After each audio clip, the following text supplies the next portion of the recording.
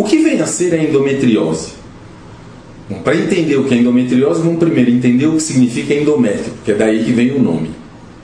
O endométrio, como o próprio nome já diz, é a parte interna do útero. Endo é dentro, metros é útero, então é a parte interna que recobre o útero.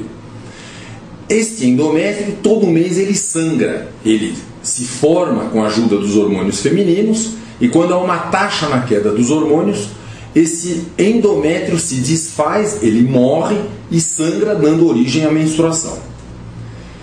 A endometriose não é nada mais do que pequenos pedaços desta parte interna do útero que saem e vão se localizar nos ovários, trompas, bexiga, intestino, toda aquela parte de baixo onde está localizado o útero.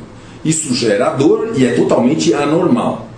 Portanto, a endometriose é uma implantação anômala desta parte interna do útero. Isso não tem nada a ver com câncer, é bem diferente, graças a Deus, muito menos perigoso. No entanto, a endometriose é bastante desagradável e pode vir a gerar até alguma dificuldade para engravidar. Quais são os sintomas principais que vão levar a uma suspeita de endometriose? Basicamente é dor pélvica, uma dor no pé da barriga. O que é interessante observar na endometriose é que a gravidade da doença não acompanha a gravidade dos sintomas. Assim, nós podemos ter pacientes que têm uma endometriose severa e praticamente nenhum sintoma, e o inverso, paciente com muita dor com uma endometriose bastante leve. Agora, dor é o sintoma principal. E que tipo de dor? Bom, primeiro, dor cólica durante a menstruação. Dores bastante intensas que impedem a paciente de fazer as suas atividades diárias, sugerem que pode haver endometriose. Nem todos os casos são devidos a isso, mas em boa parte dos casos de endometriose existem essas cólicas menstruais horrorosas. Em segundo lugar, dor na relação sexual. Por quê? Porque aqueles focos de endométrio que saíram do útero, eles se implantam muitas vezes na parte de trás do útero. E com a movimentação do útero durante a relação sexual, a paciente começa a ter bastante dor no pé da barriga. Em terceiro lugar, sangramento irregular. E finalmente, dor às vezes durante o ciclo inteirinho. A paciente pode ter dor pélvica contínua. Uma outra suspeita de endometriose pode acontecer quando há dor para defecar, porque esses focos de endometriose podem grudar na parte final do intestino, e daí a paciente vai evacuar e sente muita dor, ou às vezes até dor ao urinar, porque esses focos também podem se implantar na bexiga e dar dor na bexiga. Portanto, é um quadro variado, mas a dor é o sintoma principal e é a primeira suspeita que faz com que o médico peça algum exame suplementar para confirmar o diagnóstico. O diagnóstico de endometriose, de alguma maneira, infelizmente, não é muito simples. E por quê?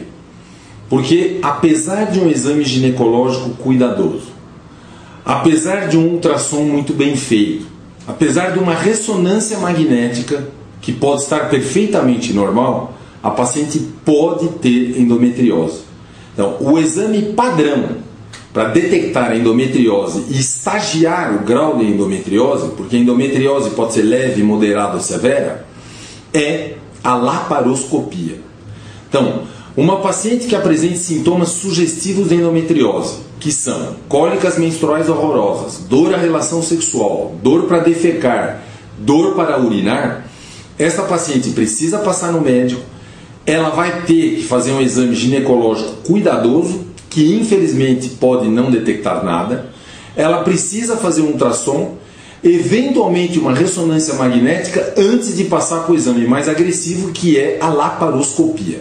Esta é a ordem da investigação de uma dor pélvica em pacientes femininas. Bom, o tratamento da endometriose é extremamente variado e pode passar desde nada, desde não se fazer nada, até um tratamento em que a paciente faz uma cirurgia. Então a gente entende que Cada caso é um caso. Endometriose, ela nunca é igual e nunca vai atingir as pacientes da mesma maneira. Portanto, é preciso saber que o tratamento também vai variar muito. A gente pode não fazer nada desde que a paciente não tenha muita dor e não tenha vontade de engravidar, porque a endometriose pode, infelizmente, dificultar a gravidez. De maneiras que a gente pode não fazer nada. Em alguns casos a gente apenas emprega medicação anti-inflamatória, que isso alivia bastante a dor. Em outros casos a gente emprega a pílula anticoncepcional e, infelizmente, em alguns casos é necessária a cirurgia. Existem tratamentos especializados com hormônios que bloqueiam a proliferação, o crescimento daquele endométrio fora do útero, e isto às vezes é tentado com algumas pacientes que precisam de tratamento. Na realidade, muitas vezes a gente faz uma combinação de todos esses tratamentos para poder ajudar a paciente a ficar melhor. Volto a repetir que o tratamento é individualizado, não existe um tratamento único. Felizmente nós temos bastante opções e, infelizmente, em alguns casos o tratamento é bastante difícil, porque como não se conhece corretamente a causa da endometriose, às vezes o tratamento fica um pouco deficiente.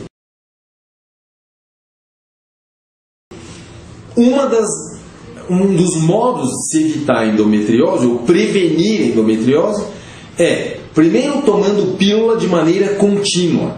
Quando a paciente toma pílula de maneira contínua, não fazendo intervalo para sangrar, ela não sangra. Ela pode fazer isso, por exemplo, durante 3, 4, 5, 6 meses direto. Ela toma 6 meses de pílula e aí sim ela para, faz uma menstruação. 6 meses de pílula, para, faz uma menstruação. Esse é um modo de se evitar a endometriose. Daí a pílula tem os benefícios desse lado. Por outro lado, uma outra maneira de evitar a endometriose é engravidando. Antigamente, quando as mulheres tinham 7, 8, 9 gravidezes, elas na realidade ficavam 10, 12, 15 anos sem menstruar, porque elas engravidavam, ficavam 9 meses. Depois davam de mamar até 6 meses, 1 ano, ficava quase mais 1 ano.